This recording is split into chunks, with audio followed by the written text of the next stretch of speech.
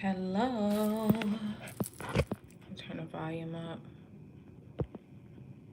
And how you put on Do Not Disturb? I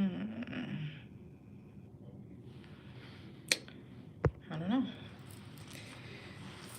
Hello. I am just doing an update. I'm at work. We're a little slow today.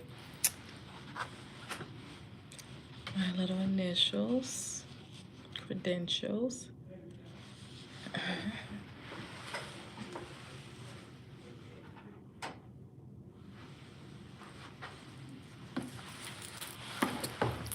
So anyway, sorry I didn't schedule this live. As you guys know, I usually don't, I cannot schedule for some reason. I just try to get on here when I can. And so now I have the time because I'm at work and we are slow today. So this is just a quick little update of the program. First of all, I'm so sorry that I'm just now giving you guys an update. But to be honest, the program has not been any different than the family nurse practitioner program. The program has not been any different from my first update. So with the psychiatric mental health nurse practitioner program, you have the same assignments every week. You have a discussion, you have seminar, let's start with the discussion. Some of this is repetitive because like I said, it's really no difference. So you have the discussion. The discussion you have to, depending on your professor, you have to post your first discussion on Saturday, and you have to respond to 2 other students on 2 different days. So Saturday you post Saturday you post yours, Sunday you respond to another student, and Monday you respond to another student. With your initial discussion post, it has to be 2 references. And then when you respond to your peers, it has to be 1 different reference for each one. So you have to do a reference for the first person, and then 1 reference for the second person. So that's that. So then you have seminar. Seminar usually runs an hour, depending on your professor. It could be shorter or longer. If you cannot attend the seminar, which they plan weekly at a certain time, and try to stick to that time. If you cannot attend it, then you have an option to do an alternate assignment. And what the alternate assignment entails is you watch the video, the seminars are always recorded. You watch the recorded seminar, and then you do like a little summary of what was discussed in the seminar. And then you may have an assignment. You will have an assignment. So it is like in this program, it's a SOAP, and which that's just doing a SOAP note on a patient that you've seen. And you can use the same one of the SOAPs that you use for Core M's. Core M's is where you would, so now I'm speaking about it's 2 classes. I'm speaking about the clinical class. So Course M's is where you would record your hours, and you would document a SOAP for each patient that you've seen. And the recommendation is 1 patient per hour. So if you are at clinical for 8 hours, then you should chart on a minimum of 8 patients. If you are at clinical for 8 hours and you see 11 patients, then you should chart a SOAP on 11 patients. So, like I said, for the assignment, you can use a patient that you use for your clinical, you seen in your clinical rotation. You can use that patient information for your assignment, weekly assignment. And then usually in the clinical class, it's not a discussion every week.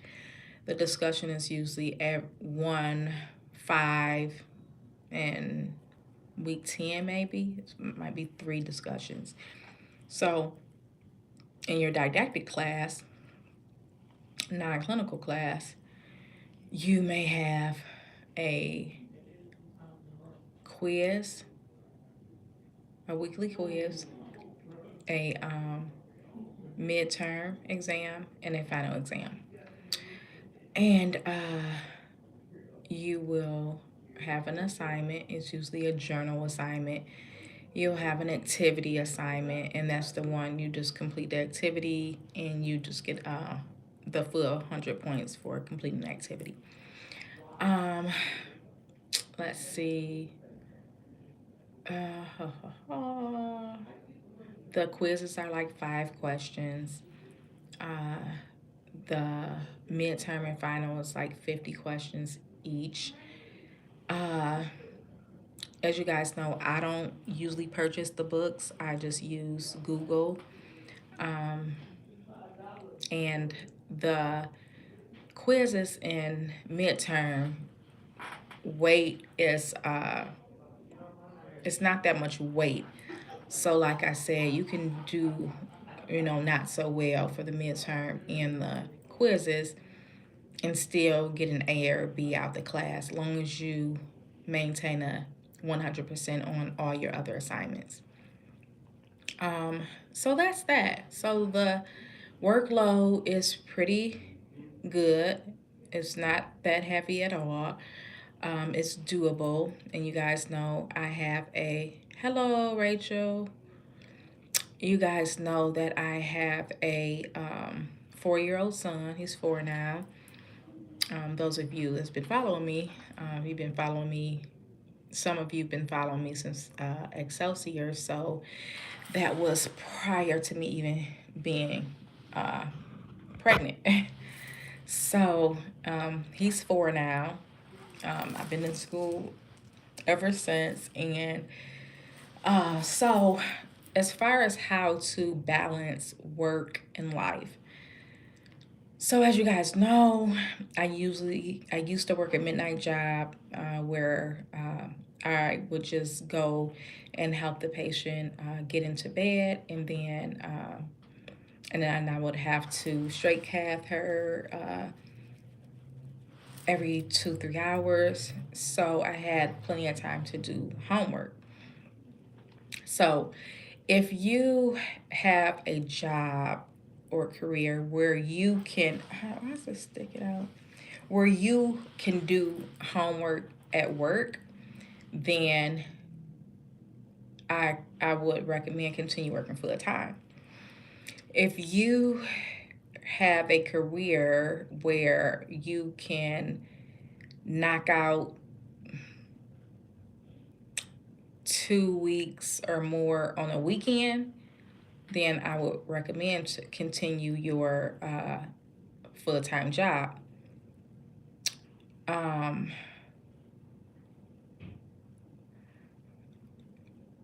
You're not too old to go back. I know people older than you that started working on our BSN. So to be working on your master's at 45, you're definitely not too old. I say go for it. Go for it. You're never too old to learn. As long as your brain is working and you can learn new information, you're never too old to go back to school. That's my take on that. So, so if you can't do homework at work, but you can take Saturday and Sunday and do homework uh, all weekend, then continue your full-time job. If you cannot do homework on weekends, you have a family, your house is busy and loud or whatnot, you cannot do work at schoolwork at on the job, then well, there you go, Rachel. Go for it. You cannot do you can't do schoolwork on a job, then you cannot work. I would not recommend working full time and doing the program. Realistically, you can't. You can't take the whole weekend and do schoolwork. You can't do work at schoolwork at work on the job. So you're not going to be able to take two classes, which is recommended in this program. You can take one. If you want to take one, then that's fine. But if you want to get done, the family nurse practitioner program was 16 months for me, and then the psychiatric mental health program that I'm in now is 1 year. So if you want to get done in those time frames, those were the 16 months for F&P. That was the accelerated route. So if you want to get done in those time frames, then you want to take two classes at a time. So if you're taking one class at a time, then double the time, the program time. So it's manageable. I love it. I can do schoolwork on the job, and I did both. Yeah, I graduated F&P in February 2022. So I'm graduating psych March of this year, March 14th. So if you can do schoolwork on a job or on the weekends, then go for it. But it's not hard. I usually do 2-3 weeks. I usually stay 2-3 weeks ahead as far as assignments. Like at this point, my second go around, this is my last term. I'm like a pro. As far as thank you. As far as my this program, I try to stay ahead. And you have some professors that let you work ahead, and you have some that don't. And the whole thing about that is you can always save your work. You can work ahead and save your work in Word document. And then, you have all these assignments done. And then when it's time to the week come to upload your assignments, you can upload all your weekly assignments at that time. So it's never my professor won't let me work ahead. No, your professor might not let you submit. And thank you. That's awesome. So are you done? Did you complete it? So it's never like, oh, I can't work ahead. My professor won't let me work ahead. Well, your professor have no control over whether you work ahead or not. Oh, congratulations. Your professor have no control over whether you work ahead or not, because like I said, you could complete your assignments early and save them. And then when that week come, when those assignments are done, then you submit them. So you can always work ahead. Your professor just may not let you submit ahead. So that's that. Let me see. So work-life balance, I talked about that. I talked about submitting assignments earlier. I talked about the weekly assignments. I'm in my last term, so once you get to last term, there's no quizzes, there's no midterms, and unlike the family nurse practitioner program, there is yes, you have to take board. It's not boards, it's a certification exam again, because these are specialties. So specialize in family nurse practitioner, you take the certification for family nurse practitioner. If you specialize in psychiatric mental health, you take psychiatric mental health nurse practitioner certification. You certified for adult geri, you take the certification for adult geri. So that's that. And for those of you who are RNs, I just found out that Purdue has a program for to receive a master's in behavioral health. That's also a thing.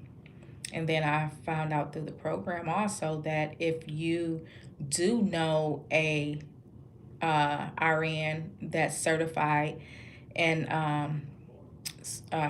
mental health, you can, as a nurse practitioner, you can precept with that RN because they're certified. And when you get certified in mental health, you have to sit for certification at the ANCC, just like a nurse practitioner. So that's good to know. Let me see what else. So, I was saying, in the family nurse practitioner program, you have to do an exit interview, where I just found out in seminar that there's no exit interview with the psychiatric mental health program. And what the exit interview it entails, as far as with the family nurse practitioner, is you meet with your professor in the last term via video, and you guys talk about your goals, your assignments. They verify that you've completed all of your hours and documentation and core exams. And then they sign off and say it's okay for you to graduate, and they give you a little form, email you a form, and you download that form and you send it, you upload it into core exam. But you don't have to do that, that step, that exit interview with the psych program. So that's that. The time flew by. I always want to be working psych, but as I stated before, I thought that you would have to sit across the table from the patient and be their therapist. And hi, Anna. I'm glad you came across the chat also. Yeah, I thought you would have to listen to their backstory, and I got enough trauma that I deal with from my childhood. So I really didn't need to sit across from anyone like, oh, I have PTSD because I watched my dad chop my mom's head off when I was 6. Like that, I didn't want to hear those stories. So when I found out that as a psychiatric nurse practitioner, you are managing their medication, you may have to hear a little bit of their story, but not in depth like that. So I just didn't want to be a therapist. So that's why I did not choose psychiatric mental health in the beginning. When I rotated with a family doctor, a physician that was family and also psychiatric, I seen what he did, and I'm like, yeah, this is what I want to do. And a lot of patients just was praising him, stating how they were in a bad space that they thought they never would get out of. And Dr. Sachs was his name. It's his name. He helped them get out of the situation that they are and be able to function in the society normally. So, that was like, those were like rewarding stories to hear. And if I can help somebody do that, I would love to be on that path and help someone also. So I went back for psych. So I love psych. So right now I'm here at my office. I work at a pain clinic right now, and I thought that this experience would be good because if you don't know, and some of you guys may know, with with mental illnesses, is also usually some substance abuse, um, either or some substance abuse and mental illness. It kind of go hand in hand. So I just thought I'll get my feet wet in this field. So that's what I'm doing now. And I also work part-time at a psych hospital as an RN because, well, not part-time, contingent, because I wanted to, they don't really hire family nurse practitioners without any experience to work in a psychiatric field. So I had to go to a psychiatric hospital and work as an RN to gain my experience in psych. So I wanted to have that on my resume. So I don't know, but hopefully it will help me get a job easier, being that it'll look better, being that I have that experience, that psych experience as an RN versus no experience. Um, so that's what I'm doing now. I'm in clinicals. So the hours that you have to get in this program is 130 hours, and you have 10 weeks to obtain 130 hours. In the family nurse practitioner program, it was 160 hours. So it's good that we don't have to get that many hours in this program. So I am doing my last rotation with Dr. Harris at the psych hospital.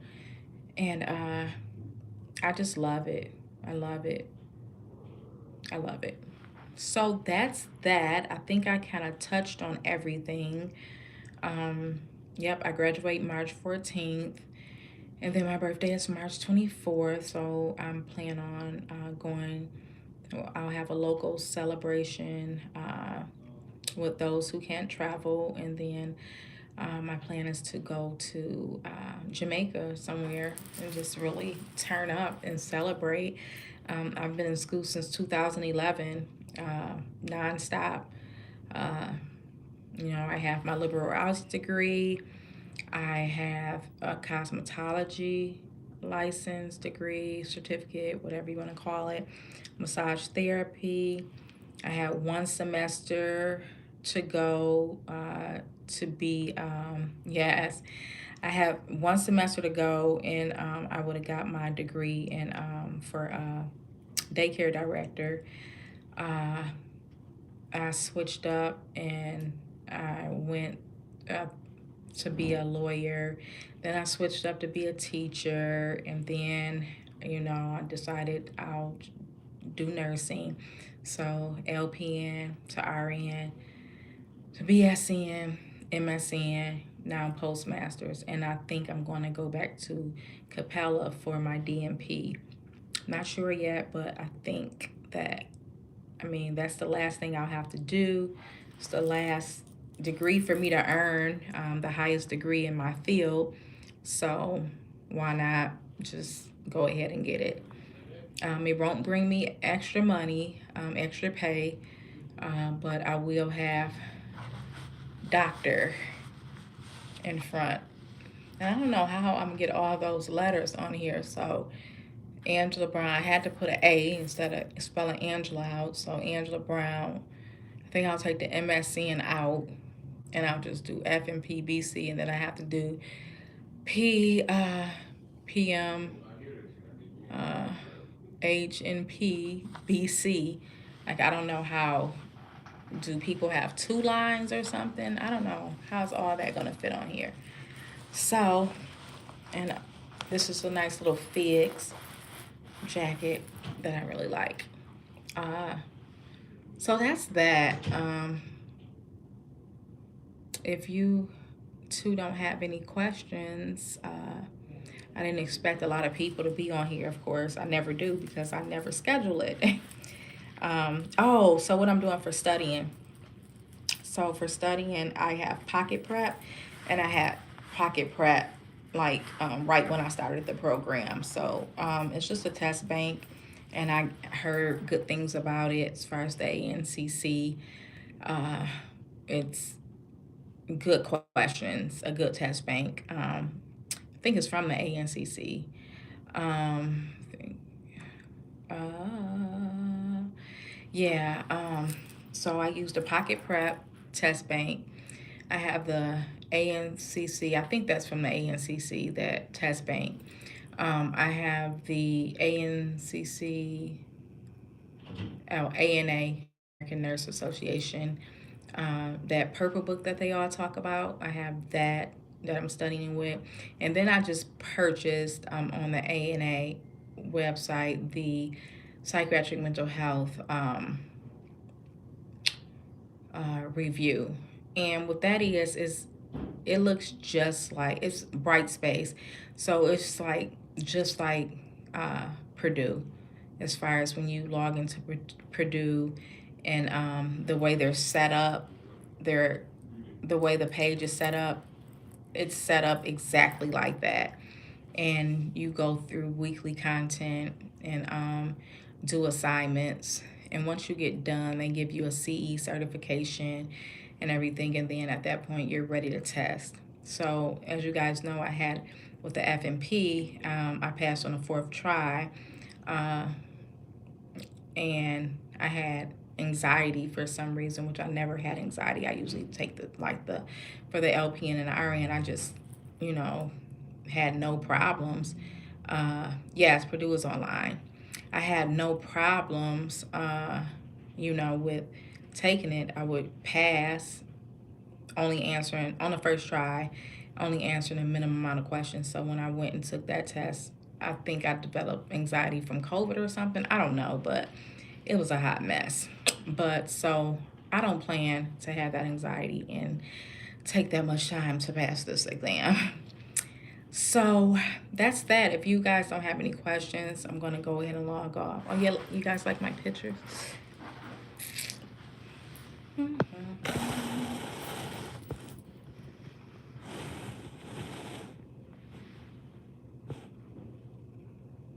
The heart, the lungs, and the brain. They're so cute.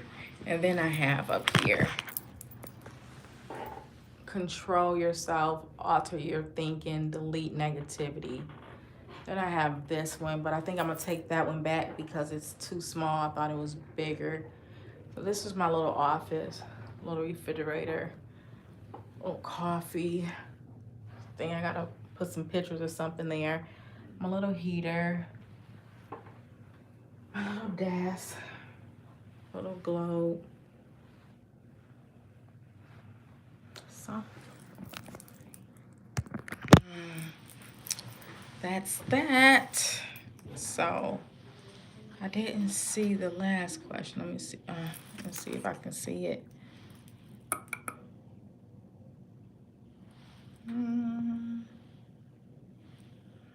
No, I can't. Okay. Oh yeah, it's a big office. I didn't see the last question or chat because the chat like pops up and then it disappears. So I was showing you guys my office, and then when I looked back on the screen, I seen that someone had typed something, but I can't see it. So sorry. But anyway, so work hard. Yep. No, well, they help you, but I always find my own preceptor, and I always tell people to start before clinicals even start. So start the first term, or, before you even start the program, like lock in preceptors. Like I get on the phone, and for each term, I figure out what type of preceptor I need, what type of what type of clinic it has to be, and I just go through Google and I just keep a list and call everyone on Google, and that's how I find my preceptors. Yeah, but I work in a pain clinic right now, so I couldn't really precept anyone because that's not. It has to be like an urgent care or family practice or inpatient something psych and pain clinic is not psych. But I will precept if I ever get into a psych position or whatnot. But so just go on, they'll help you, but they want you to try yourself, and then you have to provide proof, a list of the places that you called to show that you actually have been looking for someone and have been unsuccessful. And then that's when they will step in and help you. But you still have to pay the money for preceptor, for them to find you a preceptor, whether you find your own preceptor or not. Yeah, I never heard of any school denying any student because of the school they went to. So, yeah, just start early, get on Google and look for your preceptor sites, because it can be hard, and a lot of students have had to sit out, and it prolong your educational journey, being that you have to sit out because you can't find a preceptor. But you can find your own preceptor. And then it's word of mouth, people that you work with, friends and family, Facebook. You just let everybody know that you're looking, and you're usually fine with a preceptor.